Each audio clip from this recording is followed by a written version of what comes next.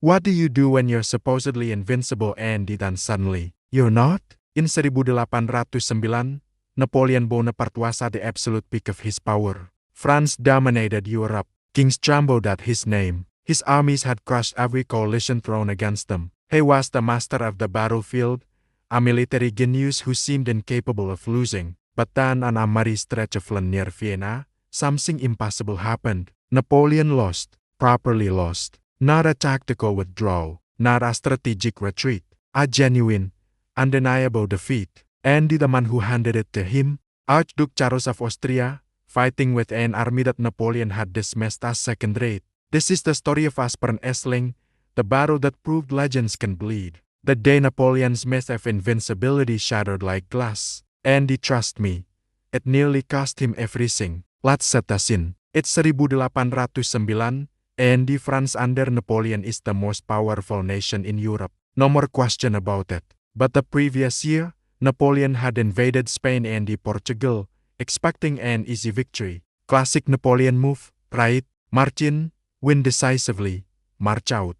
Except it didn't work out that way. The Spanish campaign turned into a brutal guerrilla war that tied down thousands of his best troops and his most talented commanders. They were stuck, bogged down, fighting an enemy that refused to play by the rules of conventional warfare. And whilst Napoleon's attention was focused on the Iberian Peninsula, an old enemy saw an opportunity. Austria, they'd been humiliated at Austerlitz in 1805, one of Napoleon's most brilliant victories, and they'd been preparing for revenge ever since. Now, with Napoleon distracted in Spain, and with Britain promising cash subsidies plus a supporting attack in Northern Europe, it looked like the perfect moment to strike. Austria's armies would be led by Archduke Charles, Emperor Francis' younger brother. At 37, he was 2 years younger than Napoleon but already had 15 years of experience in high command. And crucially, he'd been learning from past defeats.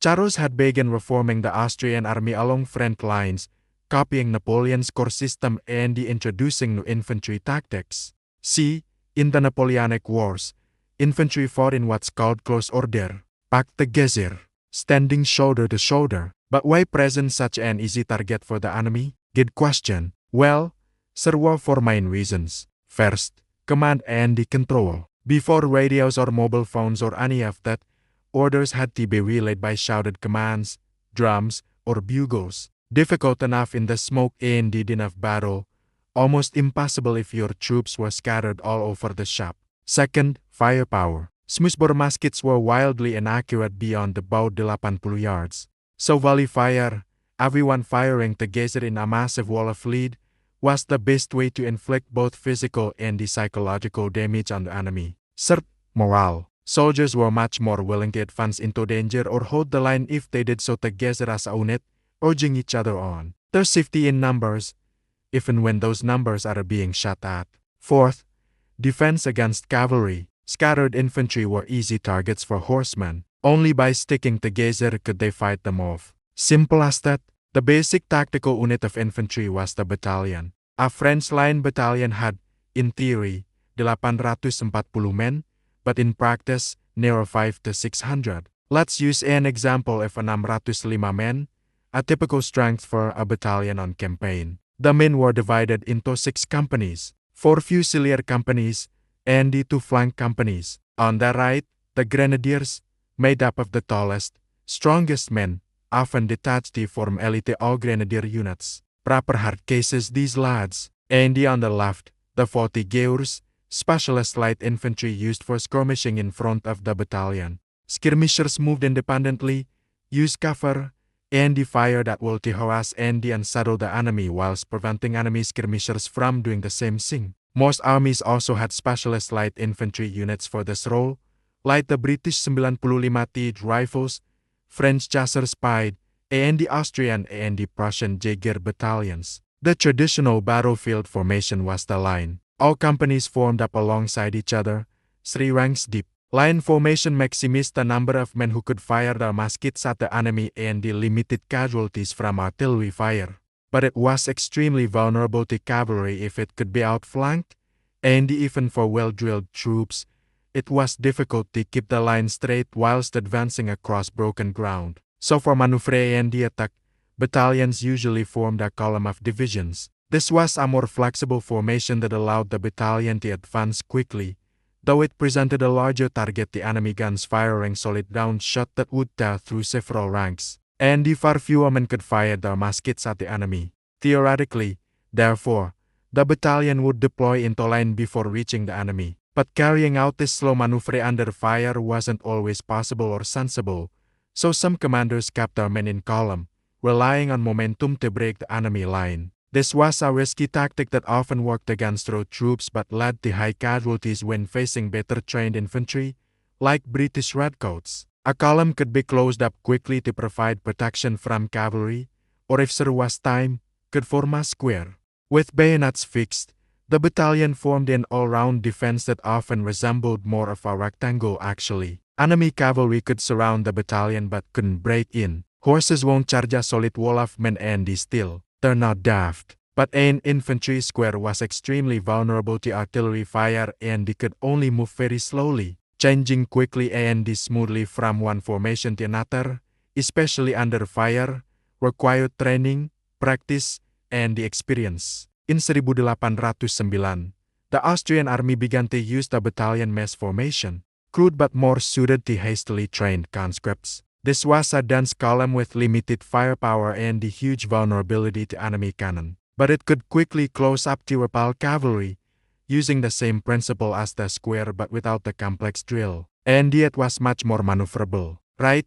Military theory lesson over. Back to the action. Napoleon, warned by his spies that Austria was preparing for war, left Spain and raced back to Paris, arriving on the 24th of January ke 1809. The French army in Germany, commanded by Marshal Berthier, would need urgent reinforcement. So Napoleon summoned units from Spain, called up young conscripts, and the soldiers from his German allies in the Confederation of the Rhine. La Grande Armée was no longer the finely honed instrument of ke 1805. That legendary force had been scattered across Europe, but with Napoleon at its head, it was still a formidable force. Archduke Charles ordered diversionary attacks in Poland and in northern Italy but launched his main attack against France's ally, Bavaria, on the 10th of April. It came a week earlier than Napoleon had expected and it caught the French Emperor by surprise. Charles was relying on a rapid advance, but a last-minute change of plans,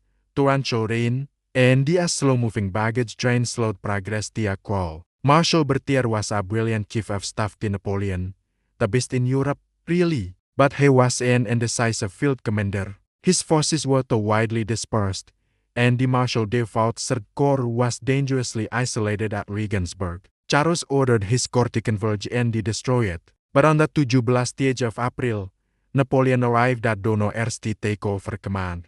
He immediately ordered Default to withdraw from his exposed position. It was too late for him to escape without a fight. Default's Third Corps was one of the best in the Grande Armée, and in a fast-moving battle across wooded hills, the heroes of ours they threw back the Austrians, despite the heroism of General Major Liechtenstein, badly wounded leading his troops forward. Third Corps escaped to encirclement. The Battle of Thionhausen was the start of Napoleon's so-called four-day campaign. First, he used Marshal Lefebvre's Bavarian 7th Corps and the Provisional Corps under Marshal Lannes to drive a wedge into the Austrian army. Then he pursued its left wing towards Landshut, believing he was following the main Austrian army. French troops and the German allies stormed the town's bridge to win a hard-fought victory. But Napoleon realized that Archduke Charles was not at Landshut and that once again, he'd left Marshal Default to face the main enemy force. Sending Marshal Bessières in pursuit of the Austrian left wing,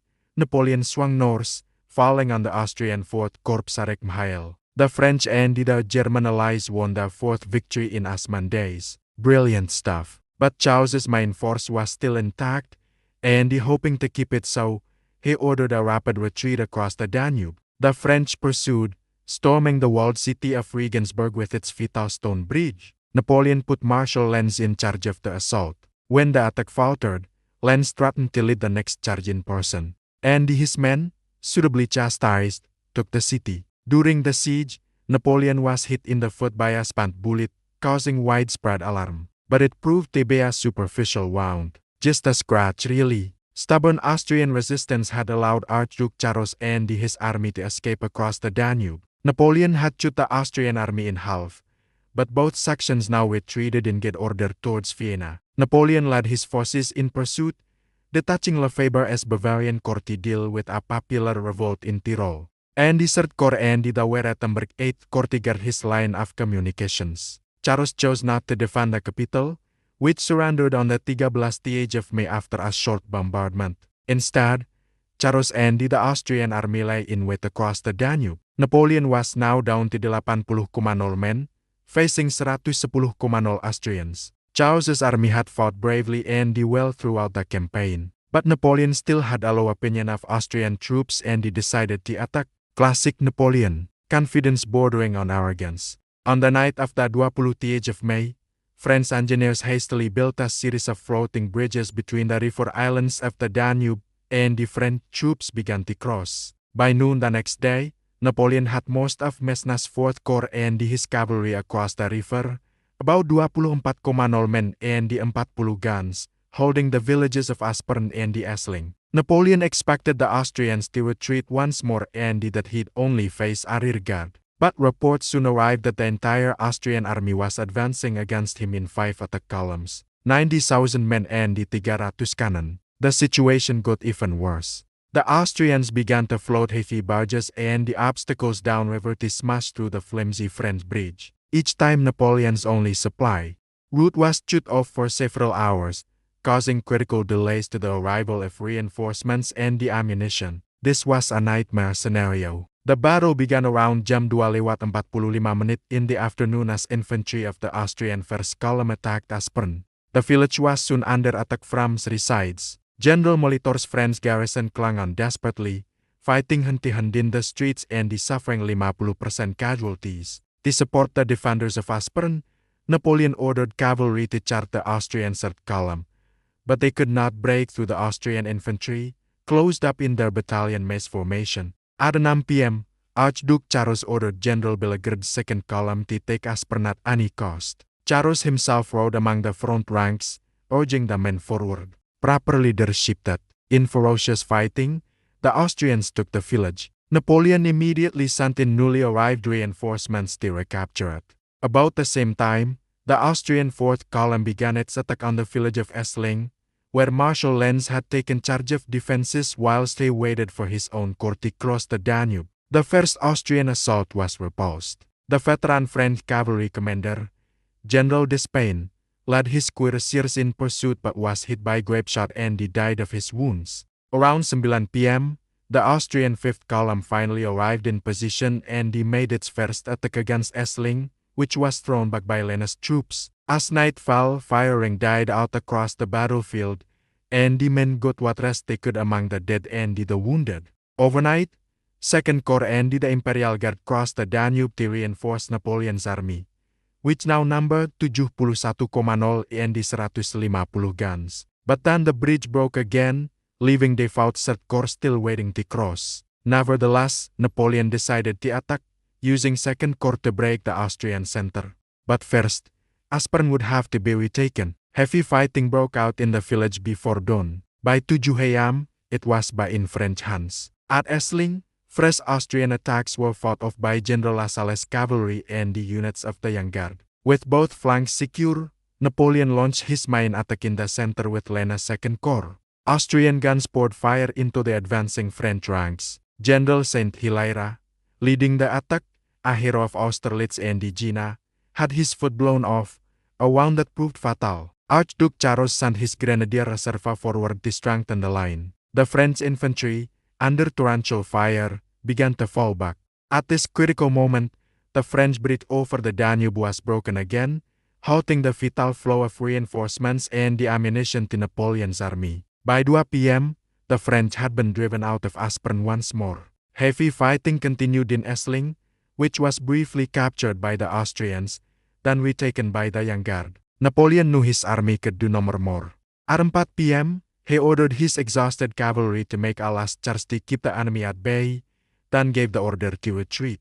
Archduke Charles, whose own army had suffered huge losses and he was low on ammunition, was content to watch the French withdraw to the island of Lobau. In the final moments of the battle, Marshal Lannes, one of Napoleon's finest commanders and the closest friends, was hit by a cannonball that smashed both his legs. He died of his wounds a week later. It was a deep blow to the emperor, personal, devastating. The two-day Battle of Aspern-Essling was Napoleon's first major defeat, caused by his overconfidence and the hasty planning. Both sides suffered heavy losses, and Napoleon avoided a much greater disaster only because of the exhaustion of the Austrian army. The French emperor had learned new respect for the Austrians. Under Archduke Charles, they had fought bravely, with greater confidence, organization, and leadership.